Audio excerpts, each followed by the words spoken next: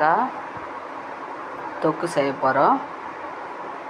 கசக்காமல் செய்கிற மெத்தட் இது. வெங்காயம், தக்காளி, கருவேப்பிலை, கொத்தமல்லி வச்சுருக்கோம். பாவக்காய் சின்ன சின்னதாக நாலாக பகுந்து கட் பண்ணி வச்சுருக்கோம். இப்போது பாவக்காய் தொக்கு செய்ய போகிறோம். எப்படின்னு பார்ப்போம்.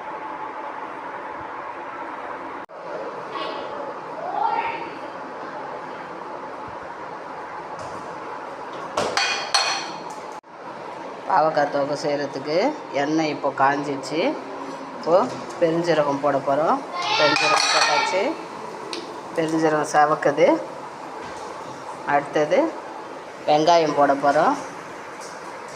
அஞ்சு வச்சுருக்கிற வெங்காயத்தை போட்டுட்டோம்.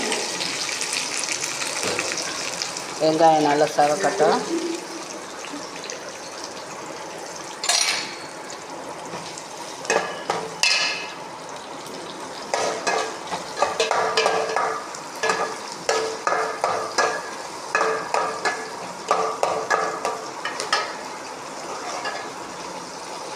வெங்காயம் செவந்துட்டுருக்கு. நல்லா செவந்தோன்னே தக்காளி போடுவோம்.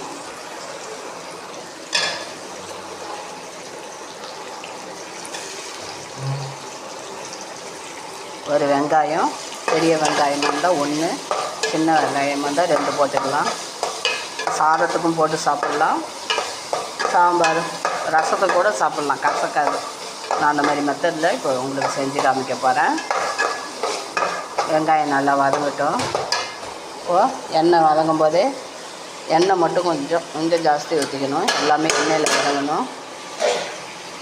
இப்போது பாவக்காய் போட்டுட்டோம். பாவக்காய் நல்லா செவக்கட்டும். இப்போ மிளகாத்தூள், தேவையான மிளகாய் மல்லித்தூள் கலந்தது, மஞ்சத்தூள், உப்பு, இதிலே வெல்லம் கலக்க போகிறோம். வெல்லம் போட போகிறோம். நம்ம எல்லாம் போட்டு மூடிடலாம்.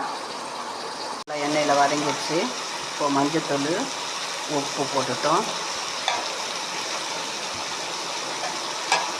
நல்லா பரட்டி விடணும். அதை நல்லா பரட்டி விட்டோம்னா ரொம்ப நேரம் தண்ணி ஊற்றி வேக வேணாம். எல்லாருமே சாப்பிட்லாம் பாவக்காய். இந்த பாவக்காய் குழந்தைங்களும் சாப்பிடும். ஏன்னா இது கசப்பு தெரியாது. இப்படி நல்லா வதக்கிட்டு வெங்காயம், தக்காளி, பெருஞ்சீரகம் போட்டு வதக்கிடணும். இப்போது தேவையான கலந்த மிளகாத்தூள், மல்லி, மிளகாய் அரைச்ச மிளகாத்தூள் அதையும் போட்டுட்டோம். நல்லா பரட்டிட்டோம். இப்போது நம்ம வெந்துட்டுருக்கு நல்லா. அடுத்தது வெல்லம் போட்டுட்டோம். இது கசப்பு இருந்தாலும் கொஞ்சம் தெரியாது. குழந்தைங்களும் சாப்பிடுவாங்க. கலரும் மாறாது. இப்போ தண்ணி தேவையான அளவுக்கு தண்ணி ஊற்றிட்டோம்.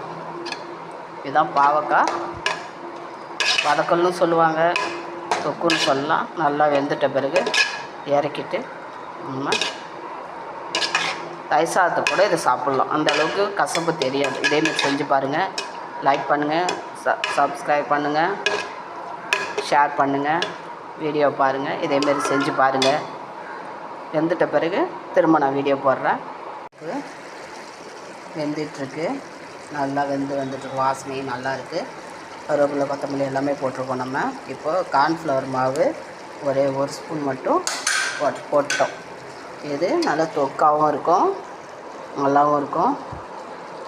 இதேமாரி போட்டு செஞ்சு பாருங்கள். ஃபஸ்ட்டு போடக்கூடாது. இதை அரை இது வெந்துட்ட பிறகு பாவக்காய் இந்த கார்ன்ஃப்ளவர் மாவை இதில் போட்டு நல்லா பரட்டி விட்டுடணும். கசப்பு கொஞ்சம் கூட இருக்காது. வாரத்தில் ஒரு நாள் எல்லாருமே செஞ்சு சாப்பிட்லாம். அது எல்லாருமே வயசானவங்க எல்லாருமே சாப்பிட்லாம். அதுதான் நல்லா வெந்துட்டு பாருங்கள். நல்லா வெந்து வரும்.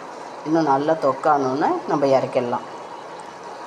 பாவக்காய் தொக்கு ரெடி ஆயிடுச்சு பாருங்கள். இதை செஞ்சு பவுலுக்கு மாற்றிட்டோம். இது நீங்கள் தயிர் சாதத்தை கூட சாப்பிட்லாம்.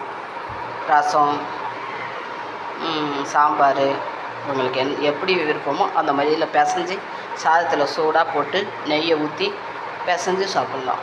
ரொம்ப நல்லாயிருக்கும். இதேமாரி செஞ்சு பாருங்கள். எல்லோரும் சாப்பிட்லாம்.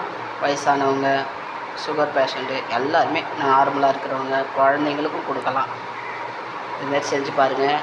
லைக் பண்ணுங்கள், சப்ஸ்கிரைப் பண்ணுங்கள், ஷேர் பண்ணுங்கள். வீடியோ பாருங்கள். அருமையான பாவக்காய் தொக்கு ரெடி.